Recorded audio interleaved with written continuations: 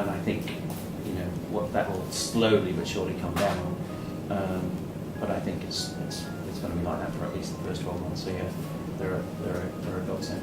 Because they are so integral within the business today, and so many hotels will not survive without them. Doesn't matter what kind of hotel you are. So like it or love it, they're not going away.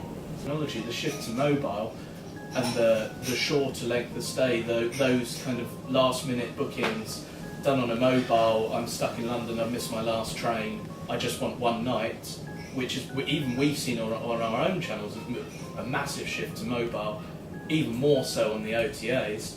They want to make sure those one night stays are still open, and so it's not in their interest to start building their technology, to start working with restrictions, to start incentivising longer stays, so much as it is keeping the one nighters open.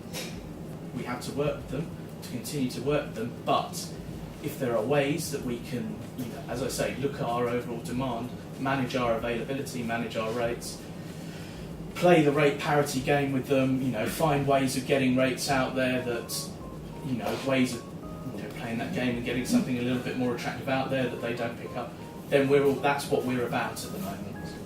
I search all the time purposely when I go and visit hotels. So I go onto the website, I go into the online travel agents, purposely, not to show them up in any way, but to see how they're managing the sell-through of what they're buying today. And there's so many times where if you stay one night, you can stay. You want to stay 3 nights? Sorry. Have you availability if you call the hotel? Yes. Why? Because it's not been translated effectively, either manually or via technology. And it's very unfortunate because that's a loss of revenue, and then I will go somewhere else.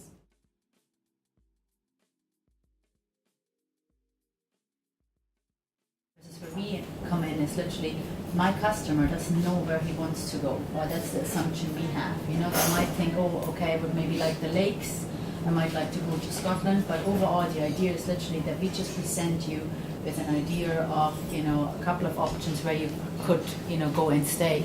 And let me say, we want to showcase your property. So versus a booking.com where everyone just goes on and says, I want to have a rate to a certain date, you know, and a certain period.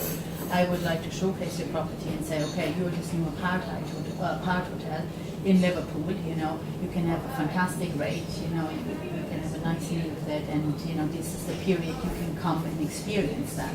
So I would help you, you know. You don't want to just be portrayed, here's your, you know, hotel sign and here's the price tag, you know, it's about, you know, tell a story.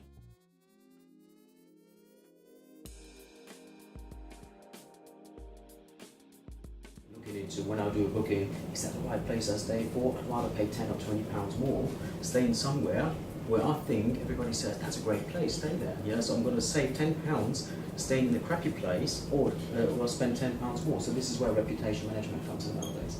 And everybody's got an opinion. Wasn't it nice 10 years ago? No Facebook, no Twitter, no TripAdvisor. Well, they were there, but nobody was listening, was it? It was just the odd Mr. Smith that you just got some information or put it on your webpage.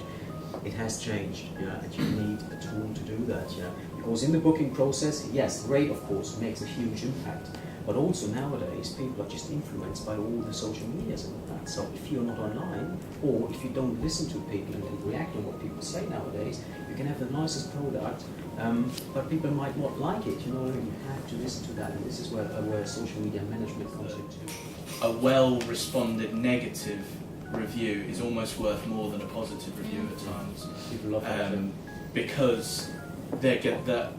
You know, it's the hotel is little, the property is listened, they've addressed the issue, it's like minor improvements, and then people will see that that's, you know, that it's a responsive organisation.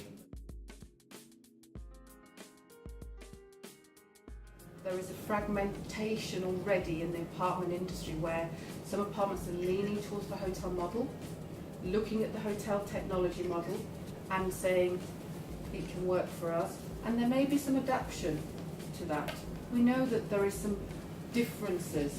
I think technology vendors today accept there's a difference in the apartment model to a typical hotel. We accept it, and we accept the challenge of working in that way. Using social media and how to maintain engagement and build a community when you've got people that only come to your brand, only have interest in you maybe once a year, if that. Sure. Don't just rely on what other people say. Rely on the analysis, what people just put online. So OTAs are going to use that as well.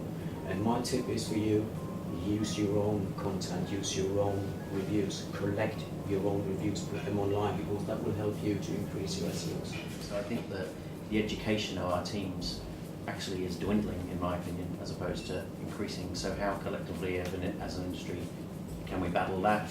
And from a consumer point of view, back to the whole conversation we've had, how do we actively promote service apartments, apart hotels in a coherent, clear